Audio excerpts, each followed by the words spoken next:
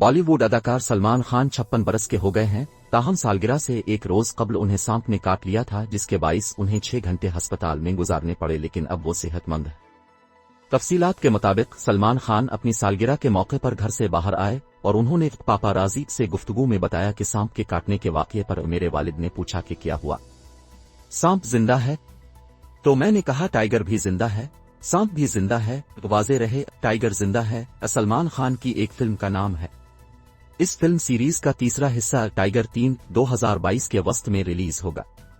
सलमान खान का कहना है कि उन्हें गुज़िश्ता रोज एक सांप ने काट लिया था, लेकिन अब सांप से दोस्ती हो गई है। उनका एक कमरे के अंदर सांप घुस गया था तो बच्चे डर गए थे। मैंने कहा एक लकड़ी दे दो मुझे। उन्होंने मजीद कहा कि मैंने सांप को उठाया बड़े प्यार से और इसे बाहर लेकर आया और सांप भी बड़े प्यार से लिपट गया। उनका कहना है कि जब सांप उनके हाथ के इंतहाई करीब आ गया तो उन्होंने इसे दूसरे हाथ से पकड़ लिया।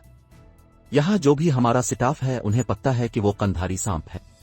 वो जोर से चलाया कंधारी कंधारी कंधारी।